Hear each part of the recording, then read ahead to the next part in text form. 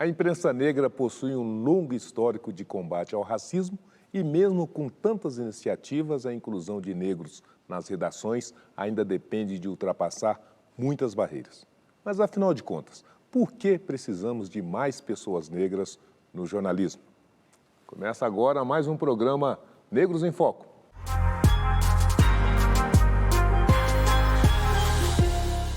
Já que o assunto é jornalismo, hoje nós estamos recebendo duas grandes personalidades. A jornalista Emília Bisotto, que atua como apresentadora e editora de conteúdo da rede TVT, e o jornalista de economia Eduardo Belo, no jornal Valor Econômico. Sejam bem-vindos, uma grande alegria recebê-los aqui no nosso Negros em Foco. A alegria é minha, eu que agradeço o convite. Também agradeço, é uma felicidade enorme poder contribuir. Pois é, você sabe que eu estava dando uma olhada em algumas pesquisas, para conversar sobre esse nosso tema. Segundo a pesquisa Perfil Racial da Imprensa Brasileira, realizada em 2021, cerca de 20% dos profissionais de jornalismo se autodeclaram negros, 3 vezes a menos comparado ao número de profissionais brancos. O levantamento mostrou também o comparativo entre regiões do Brasil. O Nordeste, por exemplo, é a região que apresentou a maior porcentagem de profissionais negros, chegando a 39%. Já no Sul, esse número chega a ser inexpressivo, chegando a apenas 5%. A análise revela ainda que, enquanto cerca de 62% das pessoas brancas ocupam cargos gerenciais, 60% dos profissionais negros estão em atividades operacionais, atuando como repórter, produtor ou editor. Melhorou? Está pior do que antes? Está do jeito que sempre esteve? Ao final, como estão os negros no jornalismo, minha querida Emília? Sim, a gente está num processo constante de evolução. Acho que já há, sim, uma conscientização sobre a importância do negro nesse espaço da comunicação, sobretudo no espaço do jornalismo, mas ainda é desproporcional. Se a gente partir do pressuposto que o último levantamento do IBGE apontou que somos 56% de pessoas pretas, negras, que se autodeclaram negras no Brasil. Ainda é pouco que se vê nas redações, nos veículos midiáticos, também nos lugares, inclusive, de poder, de gestão e de liderança dentro desses espaços. Belo, você é um dos poucos no jornal econômico mais importante do nosso país. Ter você no jornal Valor Econômico é um copo meio cheio ou um copo meio vazio? Eu diria que hoje é um copo quase chegando ao meio cheio, mas uma evolução em relação ao que tínhamos anos atrás, desde que eu comecei minha carreira, 37 anos atrás como jornalista. Hoje as empresas têm essa preocupação de ter mais profissionais negros e de fazer com que alguns deles ascendam a alguns cargos mais importantes, mas ainda estamos muito longe de alcançar um equilíbrio ou alguma coisa parecida com a paridade que é a participação do negro na sociedade brasileira. Agora, por que nós não temos mais negros nos nossos ambientes jornalísticos? Por quê? Pela condição histórica, que a população negra sempre foi relegada, de uma condição social sempre menos favorecida, tendo mais dificuldade no acesso à educação e menos oportunidades no mercado de trabalho. Tem um outro nome isso, Emília? A gente vive hoje numa sociedade estruturalmente racista, que respinga para diversas áreas, que não só na comunicação. Mas eu acho que o problema está lá atrás na questão educacional, porque a gente não consegue, com a facilidade do branco, chegar até uma graduação que seja para poder ter acesso a esse espaço. Tem também uma ideia de necropolítica, para poder nos aniquilar e não conseguir chegar até esses espaços. Não chegam os homens, mas chegam as mulheres negras ou também não chegam as mulheres negras? Eu acho que se não chegam para os homens negros, quiçá para as mulheres pretas, Esse impacto é maior, sim, nas mulheres negras, principalmente porque as mulheres negras são mulheres que geralmente são uma condição financeira mais delicada, elas estão gerindo uma família inteira, às vezes uma família com 5, 6 filhos e por aí vai, e tem outras necessidades primárias que, por isso que não fazem chegar também. Teve um episódio recente em que o Jornal Nacional apresentou 3 negros, 2 jornalistas apresentando a matéria e no meio do caminho apareceu o homem do tempo negro também fazendo esses comentários. Isso é importante do ponto de vista simbólico para remeter essa possibilidade? Eu acho importantíssimo do ponto de vista simbólico, mas assim, é um momento, realmente é uma fotografia. precisamos mais. Só para citar, reitor, nessa pesquisa que você mencionou, perfil racial da imprensa, 98% dos profissionais negros entrevistados disseram que não veem possibilidade, não se sentem confortáveis para ascender a carreira. O Negros em Foco foi até algumas redações de grandes veículos de comunicação para saber se as ações afirmativas, a inclusão, a valorização da diversidade estão sendo implantadas nesses ambientes e se elas têm feito alguma intervenção profunda na nossa comunicação brasileira. Vamos acompanhar. Quando eu entrei na faculdade, era uma sala de 50 pessoas com 4 negros. Desde a hora da entrevista do emprego, por telefone, por e-mail, seu currículo é incrível, vem aqui conversar com a gente. Quando chega lá, a entrevista dura menos de 5 minutos e você não recebe um retorno, enfim. Eu olhava para a TV e via, por exemplo, ainda já aos 17 anos, eu vi o Heraldo Pereira, por exemplo, mas eles ainda eram poucos. De você entrar na redação e olhar para todos os lados e não enxergar outras pessoas, outros profissionais negros. Então eu sempre senti uma solidão muito grande de perceber que eu era o único ali. O racismo ele é uma coisa muito sofisticada, né? Ele age de formas que muitas vezes ele não é direto. Para a promoção de emprego, para as demissões. Em muitos casos são os profissionais negros que são demitidos em primeiro lugar, né? E acabam muitas vezes sendo colocados em funções mais paralelas. Eu acho que o papel do jornalismo na luta e no combate ao racismo é fundamental, porque através de informações elaboradas, checadas, através da elaboração de temas, matérias, de pautas, que consegue ajudar as pessoas a entender o papel do racismo, entender especialmente que a estrutura brasileira é racista. Esses portais destinados especificamente para comunidades negras, eles surgiram muito mais pela falta de espaço para profissionais negros e da falta de espaço de discussões relacionadas a temas importantes para a comunidade negra. E muitos desses portais hoje em dia acabam ajudando a pautar outros veículos. Hoje eu já vejo que a gente tem mais, a gente vê a Maju no Fantástico, a gente vê a Cris Guterres na Cultura, a gente vê tanta gente boa. Trabalhando nas redações, nas assessorias de imprensa, na comunicação como um todo. O mundo está em transformação e o mundo fala de maneiras plurais. E isso é a construção de um ambiente plural, um ambiente diverso, né? O racismo ele não é uma questão do negro. O racismo é uma questão da sociedade. Então, todas as pessoas podem e devem participar dessa discussão. E que as marcas também, que são parte importante, que elas trabalham lançando produtos, procurem também jornalistas pretos para lançar os seus produtos, para cobertura de eventos, para que cada vez mais seja normal e reconhecido os jornalistas pretos. Não existe outro caminho, né? E as empresas precisam responder para isso, responder positivamente para isso. Além de uma questão de demanda, é uma questão de urgência humana. Emília, solidão social. Isso impacta na capacidade de produzir o trabalho, de realizar-se profissionalmente? Com certeza, assim, há uma falsa ideia de democratização racial dentro desses espaços, assim, e acham que, ok, quando há uma desproporção nesses espaços de mais pessoas brancas e essa solidão dessa pessoa preta, naturalmente ela vai ter dificuldade de aprovar pautas que ela queira defender e que ela julgue ser importante diante da consciência racial que ela tem. Ela vai ter que fazer um trabalho antirracista dentro desses espaços para que os colegas compreendam a necessidade disso, que impacta positivamente, sim, na sociedade.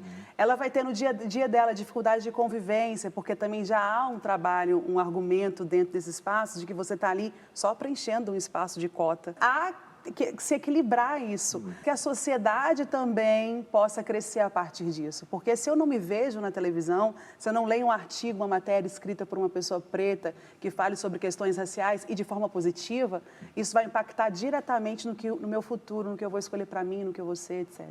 Uma profissional de extraordinária competência e que já passou por isso e hoje brilha, que é a nossa queridíssima amiga aqui da TV Cultura, a jornalista Joyce Ribeiro. Quando eu me formei lá no ano 2000, era muito mais difícil ver nas telas, né, acompanhar, assistir mulheres parecidas comigo. E algumas mulheres talentosíssimas me inspiraram. Eu cito sempre Glória Maria, cito também Zileide Silva, e cito também Dulcinea Novaes. E para falar com todas as realidades de um país tão diverso como o nosso, a gente precisa que internamente, que os profissionais envolvidos na produção, no desenvolvimento dos produtos jornalísticos e de comunicação sejam também diversos, que retrate aquilo que a gente tem de pluralidade no nosso país.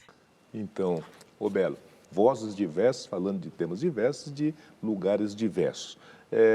Você acha que o Estado tem algum papel importante para intervir nessa agenda? As ações afirmativas podem corrigir parcialmente essas diferenças, essas defasagens que existem em relação à população negra. Agora, não podemos esperar apenas que o Estado se manifeste, preciso que nós, sociedade, aí quando eu falo sociedade, estou falando de nós jornalistas, empresários, professores, toda a sociedade se preocupe com essa questão e procure dar representatividade mais igualitária. No próximo bloco, nós vamos contar com a participação da jornalista Dulcinea Novaes. E também nós vamos ouvir aqui o que a Maju Coutinho tem a nos dizer e enxerga sobre o papel do jornalismo no combate ao racismo. Vocês dão um tempinho aí que a gente vai voltar já já.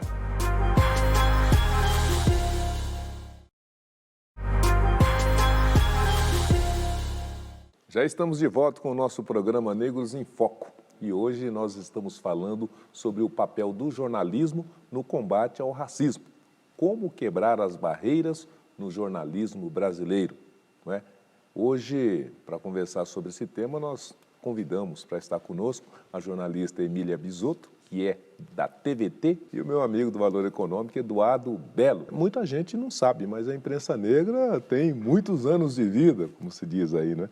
A imprensa negra brasileira inicia sua atuação na luta antirracista desde 1833, quando surge o folhetim O Homem de Cor, a primeira mídia protagonizada e direcionada para negros e que teve até Machado de Assis como um dos revisores.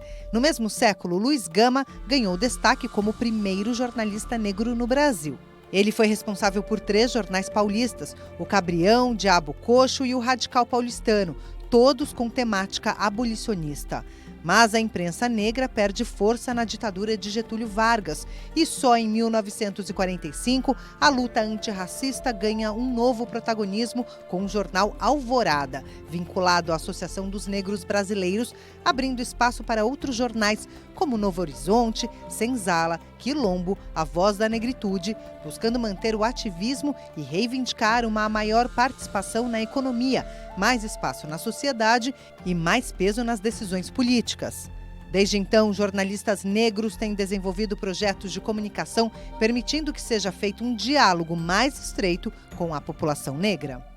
Mas o fato é que nós tivemos quase 50 veículos, não é, dentro dessa agenda do debate negros, ainda em 1800, 1900, e hoje a gente está aqui debatendo a falta de jornalista negro no presente. Eu acredito que, na verdade, a comunicação ela é uma necessidade primária. Acredito que, naquela época, de repente, a gente não tivesse a mesma facilidade como a gente tem hoje por conta das ferramentas que existem para poder fazer comunicação, para fazer jornalismo. Mas acredito também que essa necessidade primária de se comunicar, inclusive tratar sobre questões importantes raciais, de mazelas sociais, etc., fizeram essas pessoas, ainda naquela época, em 1800, emergir e conseguir construir minimamente, a partir de denúncia e da comunicação, esse tipo de jornalismo. Agora, Eduardo, a maioria desses jornais eram todos de propriedade dos negros. Como é que os negros eram proprietários de jornais no passado e não conseguem ter um jornal no presente, hein? Isso é uma coisa difícil de explicar, né, reitor? Mas a evolução da sociedade brasileira acabou nos conduzindo a isso, né? Essa coisa de que o Brasil foi crescendo e foi melhorando, aquele mito da democracia racial, fica aquela sensação de que não precisávamos mais, o que é um equívoco, né? Eu acho que é o momento de aproveitar as condições favoráveis, inclusive a tecnologia que nos permite isso hoje, e retomar o protagonismo e retomar a liderança dos movimentos negros e da comunicação negra voltada para esse público. Então é um momento também de eu convidar para a nossa conversa né, e convidar vocês para ouvirem o que a nossa querida jornalista e apresentadora Maju Coutinho tem a dizer sobre o papel do jornalismo contra o racismo. Bom, vou falar aqui sobre a minha experiência. Eu procuro, na minha participação como jornalista negra aqui na TV Globo, no programa Fantástico, no Show da Vida, sugerir sempre que possível pautas que falem sobre a nossa comunidade. Pautas que passam pela denúncia, obviamente, afinal sou uma jornalista, mas também pela história e pela celebração do nosso povo, porque eu acho que a gente não deve ficar só na dor. Também devemos falar de amor, de conquistas e de vitórias. Fico também muito atenta às reuniões de avaliação, à reunião de apresentação do programa também, para evitar erros, às vezes, que possamos cometer com relação à comunidade negra. Então eu acho que é isso, é atenção, amor, senso de justiça e fazer jornalismo, né? Que é para isso que eu estudei jornalismo, para utopicamente tentar mudar esse mundo para melhor. Um beijo para você, prazer participar do programa, beijo grande para sua audiência também. Mas mais uma das nossas grandes jornalistas e profissionais negras é hostilizada nas redes sociais e em tantos outros ambientes, apesar de ser a personalidade fantástica que é. Onde que nós continuamos errando, hein? Sim, o erro está a partir da estrutura social, porque não adianta a gente ter negros em papel de destaque se não há um cuidado na base estrutural do racismo. Então, o racismo ele continua existindo. E aí, quanto maior a visibilidade, também maior as agressões.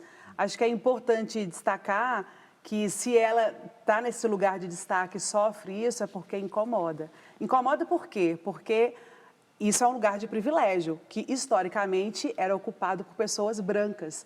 As pessoas brancas, algumas têm minimamente a noção dessa estrutura, mas não querem abrir mão de jeito nenhum desse lugar de privilégio e de posição de liderança e de destaque. Mas a gente vai trabalhar e vai ajudar a fazer essa mudança. Aliás, falar em mudança, falar em luta, falar em resistência e competência, poderíamos traduzir no nome de uma personalidade fantástica, né? Que é a nossa queridíssima Dulcineia Novaes. Dulcineia, tudo bem com você? Tudo bem, José Vicente. Que ótimo estar aqui com vocês. Você está aonde? Eu estou em Curitiba, que é a minha base, é a capital paranaense. Um estado dito branco, né? Porque se fala muito na colonização europeia, mas onde o negro tem o seu papel, sim, na construção desse estado. Como é que você conseguiu, apesar dos pesares? Olha, eu digo que não é fácil, né, ter construído essa trajetória, ter construído essa história. Eu vim de um curso universitário, curso de comunicação social, onde eu era a única negra na turma. E primeiro eu fui trabalhar em jornal impresso, tive uma experiência em jornalismo impresso, e depois eu fui chamada para trabalhar na emissora, lá em Londrina. Eu era também a única repórter negra na época. Dulcineia, na trajetória, em algum momento você teve medo, teve receio, quis desistir, ou alguém disse que esse lugar não era para você? Medo, eu digo que não cheguei a ter exatamente, mas no último ano da universidade, do curso, um professor chamou todos os alunos para a hora da verdade e, para mim, ele disse o seguinte: olha, acho que você é muito sensível, acho que você não se daria bem na rotina de um jornal diário, porque a realidade é muito dura, você vai encontrar momentos muito complicados, mas aquilo serviu para mim até como um desafio. Eu pensei, não, eu cheguei até aqui, eu vou em frente. E estou aqui até hoje. Você acha que tem um papel que você, Dulcineia Novaes, precisa fazer para dentro dessa agenda, dessas demandas, dessas necessidades de combate ao racismo, à exclusão e à discriminação? Temos sim, isso é diário. Quando as pessoas chegam para mim e dizem assim, você nos representa, isso aumenta ainda mais a nossa responsabilidade nesse papel de conscientizar, de ter representatividade, para que outros venham, para que outros sigam este caminho. Dulcineia, querida, muitíssimo obrigado pela sua colaboração. Parabéns por essa carreira brilhante e valorosa. Grande abraço para você. Muito obrigada. Eu quero também muito agradecer essa oportunidade. Muito obrigada ao Eduardo e à Emília, que estão discutindo com muita propriedade este assunto. Ele merece realmente cada vez mais ser ampliado. Ô, Eduardo, e aí, hein? A responsabilidade de ser a referência, o símbolo, o farol. Todos nós temos essa responsabilidade. Eu vejo hoje novos profissionais negros entrando nas redações e eles querem saber que eles podem chegar a um cargo de editor, podem ascender na profissão, que eles podem fugir daqueles 98% que não veem perspectivas na carreira e que eles podem fazer mais, né? Mas que seja uma coisa natural, né? Que não seja uma permissão, uma concessão que a gente recebe. Agora, Emília, nós vimos um desfilar, né, de belas damas do jornalismo negro brasileiro. A própria Dulcinea, a Joyce Ribeiro, Maju Coutinho, não é? A nossa Glória Maria, Zileide Silva. As mulheres negras estão construindo esse caminho de comunicação com mais assertividade? As mulheres negras, elas têm aberto caminhos há muito tempo. Se hoje eu estou aqui podendo falar sobre isso, podendo assistir Dulcinea falar, Maju falar, é muito nesse lugar de também um trabalho que foi feito por cada uma delas, super importante de abrir esse espaço para que eu pudesse me tornar e continuar esse trabalho para que outras pessoas cheguem. Eu já pensei em desistir, escutando a Dulcinea falar, eu também já estive nesse lugar. E me apoiei em colegas e amigas. Luciana Barreto é uma grande inspiração para mim. Por isso que todos os dias, quando eu penso em desistir, eu lembro das minhas ancestrais que também tiveram nesse lugar e que abriram caminhos. Enquanto alguns veículos de comunicação de massa difundem narrativas limitadas, o jornalismo periférico constrói esse círculo virtuoso e a sua própria comunicação. E nós fomos até Guarulhos, aqui uma cidade do estado de São Paulo, conhecer um pouco mais desse setor do jornalismo e como é o dia a dia de jovens jornalistas negros que buscam em suas matérias mudar a nossa realidade. Vamos acompanhar. A gente que faz jornalismo nas periferias, a gente tem essa facilidade de conversar com os moradores porque a gente tem essa vivência, né, periférica. É justamente a gente contar as nossas próprias narrativas. Quando a gente fala da questão territorial, ter povos favelados, pessoas negras, indígenas. A gente passa pelos mesmos problemas, a gente sente na pele o que é não conseguir pegar o ônibus porque ele atrasou, ou não conseguir pegar o ônibus porque ele passou direto, já que ele estava lotado. Então a gente vai articulando para fazer esse jornalismo que é mais próximo das pessoas, né? Oi moça, tudo bem? A gente da Agência Mural de Jornalismo de Periferias, quando a gente vê a comunicação que a mídia hegemônica muitas vezes faz, né, ela às vezes acaba deturpando a realidade periférica, mostrando a realidade periférica como algo sensacionalista, algo fantasioso, fantástico. Então muitas vezes a gente tem que provar para as pessoas que o que a gente está fazendo ali é democratizar. O que a gente está fazendo ali é pela raça, é pela periferia, mas nem sempre isso é visto, né, em bons olhos, né? Então, a comunicação periférica ela vem justamente nesse contraponto das mídias hegemônicas, né? Ela vem para trazer um reflexo da realidade, ela vem para falar dos problemas, falar da cultura, falar das coisas boas, mas também criticar as coisas que nós precisamos de melhorias, né? Então hoje, de tanto eu buscar referência, tenho tentado me tornar uma referência nessas coberturas mediáticas voltadas às pautas periféricas e às pautas raciais. O que eu espero daqui a alguns anos é que qualquer jovem negro periférico que venha de situações de vulnerabilidade social consiga também se ver nessa profissão. Estão fazendo o caminho certo, Emília? É isso daí? Pôr o pé na estrada e onde o povo está e fazer o seu caminho?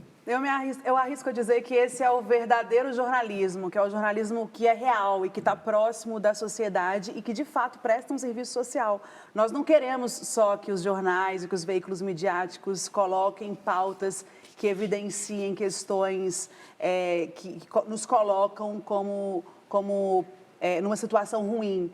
Nós queremos também falar desse jornalismo que constrói, falar sobre o que a tarifa, né, que foi aumentada vai impactar ali naquela comunidade, sobre questões culturais que estão ali naquela comunidade que precisam ser vistas e que podem inspirar outras pessoas e que faz toda a diferença e que constrói muito mais do que o jornalismo que a gente vê nos grandes veículos midiáticos que muitas vezes pauta a questão racial de uma forma distorcida. Agora, meu caro amigo Belo, o cabrião, diabo coxo e o radical paulistano lá do passado. A história se repete, é isso?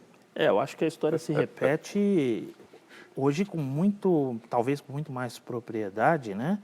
Porque lá atrás havia a opressão, havia a saída recente da escravidão, e hoje a opressão ela é dissimulada, né? Ela é uma coisa que tentam fazer com que as pessoas acreditem que ela não exista. Obrigado, Eduardo Belo. Eu que agradeço. E obrigado, Emília Bisotto. Eu que agradeço o convite, muito obrigada. Convite feito por você e toda a equipe. Muito bem, desejo a vocês muito mais sucesso e que continue sendo a representatividade que o jornalismo precisa. Os Negros em Foco fica por aqui. E a você, caro telespectador, muitíssimo obrigado pela gentileza da audiência. Tenham todos uma ótima semana e até o nosso próximo programa Negros em Foco. Nesse momento de perda e de dor, não podíamos deixar de prestar nossa singela homenagem à nossa querida Glória Maria, que sempre foi um símbolo de luta e dedicação à profissão. Uma mulher de fé e de coragem. Além de ter sido a primeira repórter negra a aparecer ao vivo e a cores no Jornal Nacional no ano de 1977, ela fez história com a sua luta antirracista. Além de denunciar o hotel que impediu que ela ali adentrasse por conta da cor da sua pele, ela teve a ousadia de colocar o dedo na cara do general presidente em plena ditadura, exigindo que ele a respeitasse. Por tudo isso, ela ganhou 2 vezes o troféu Raça Negra, o evento promovido pela nossa Universidade Zumbi dos Palmares. Pioneira em tudo o que fez, deixou sua marca no jornalismo e na televisão brasileira. Glória inspirou gerações e abriu caminhos para outras mulheres negras. O país pede uma grande jornalista, mas Glória deixa o seu legado. Obrigado, Glória Maria, você é a nossa referência.